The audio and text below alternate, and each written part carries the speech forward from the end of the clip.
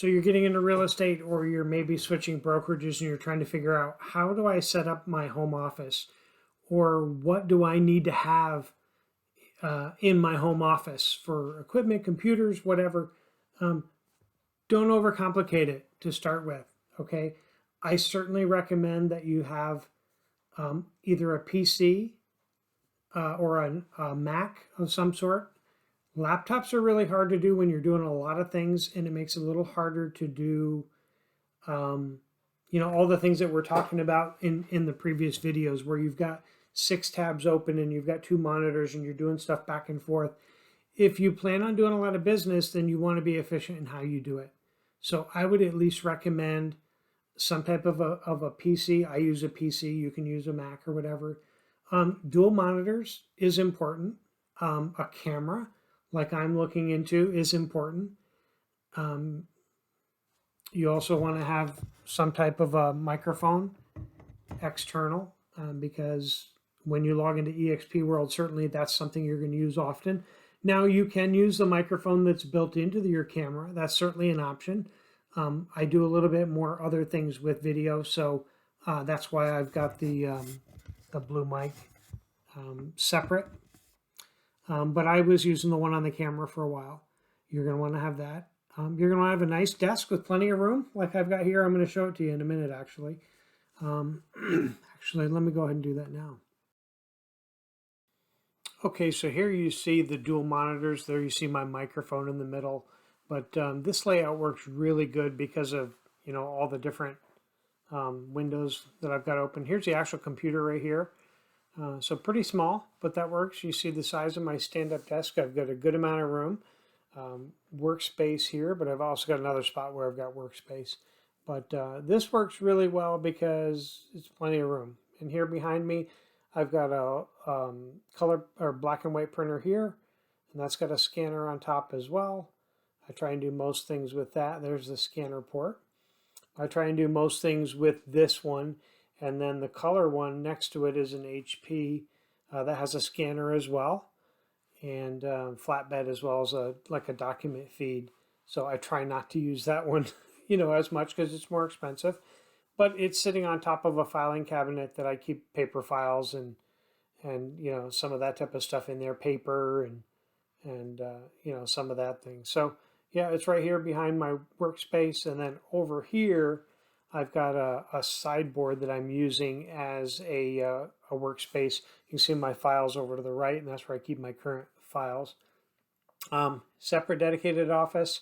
It works real nice. I can close the door and do what I need to do. And this is some of the stuff I think is, basic and needed in what we do. So there you are. So that's what I have set up for my home office. Like I said, the basic is a good computer, 2 monitors, I think is essential. A camera, a microphone, or a built-in microphone, one way or another. At least a black and white laser printer. You need the quality. You need to be able to print.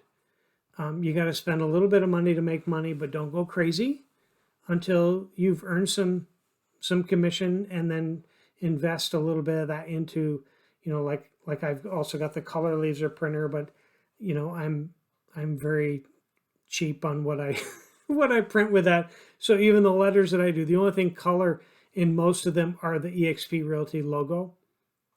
Sometimes there's a highlighting section or something, but that's it, because it's expensive, and I'm a business person. You're a business person. I'm looking at my expenses and being, frugal with it, honestly.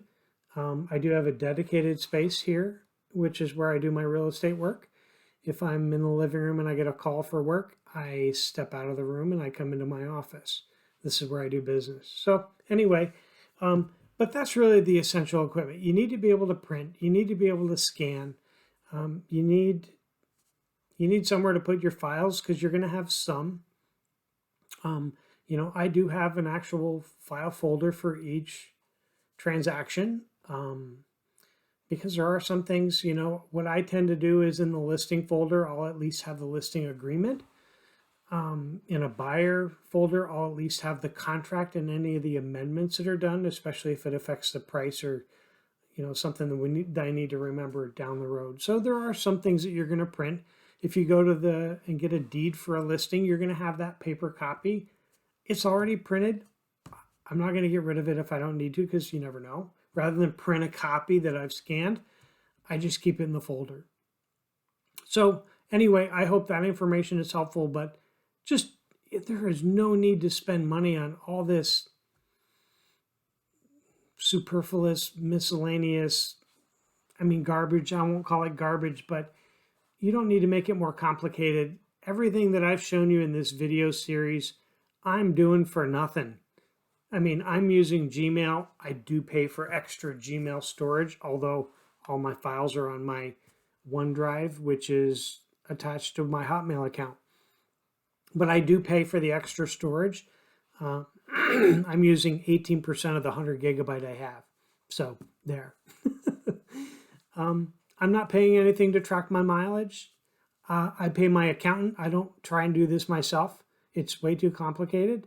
Have somebody do your taxes who knows what they're doing. That's another recommendation. It's worth 100 or 200, whatever your person would charge you. But go to a professional. Don't do some guy I know who lives around the corner. You know what I mean? Unless they're in business to do that. So anyway, yeah, there it is. Go kill it. You can make good money in rural real estate markets. You really can. And you don't have to spend a lot of money to do it. I don't have a transaction coordinator. Could I use one? I don't know. I just like to do things the way I'm doing things. There will get to a point where I may want to have one. But I'm able to do 45 or 50 transaction sides a year on my own. So why do I need to pay even a couple $100 a file for someone to do the paperwork that's easy for me to do and that I have the time to do? Maybe your situation's different. Maybe somebody will tell you you need to have a transaction coordinator or an assistant or whatever. It's like, I push back a little, and it's like maybe when the time is right.